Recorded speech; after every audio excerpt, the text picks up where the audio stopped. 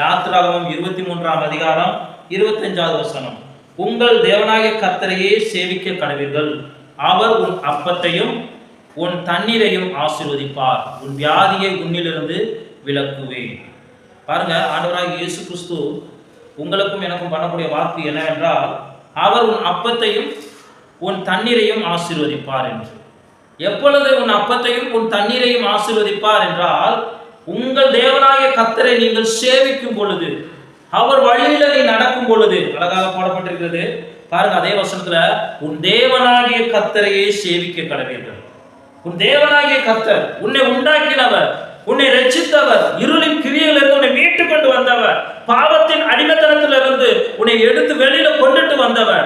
அவரை நீ சேவிக்கும் பொழுது, சேவிக்கிறது என்றால் வணங்குவது மாத்திரமல்ல, அவரை ஆராதிப்பது மாத்திரமல்ல, அவருடைய வழிகளில் நடப்பதும், அவருடைய வார்த்தைக்கு கீழ்ப்படிவதும், அவரை வணங்குவதும் எல்லாம் சேரும்.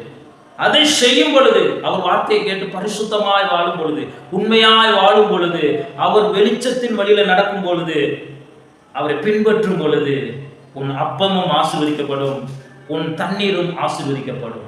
அடுத்ததாக, உன் வியாதியை உன்னிலிருந்து விலக்கி போடுவார்.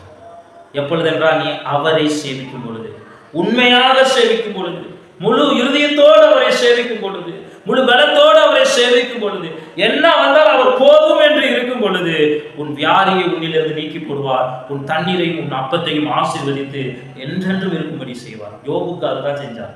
கஷ்டம் வந்த போதும், சோதனை வந்த பொழுதும் அவரை விடமாட்டேன், எல்லாம் நன்மைக்குன்னு இருந்தார். கடைசியில் அவர் வியாதியை விட்டு நீக்கி போட்டார். இழந்ததை எல்லாம் இரட்டத்தனையாக தேவன் கொடுத்தார். எப்பொழுது என்றால், அவரை சேவிக்கும் போது. அவர் வணங்குறது மாத்திரம் செய்யல, அவர் வார்த்தைக்கு கீழ்ப்படித்தார். அவருக்கு பயந்து பொல்லாப்பான காரியங்களை விட்டவனாக இருந்தான் யோபு. அதனாலதான் அவனுடைய அப்பத்தையும் தண்ணீரையும் ஆசீர்வதித்தார் இரட்டத்தனையாக.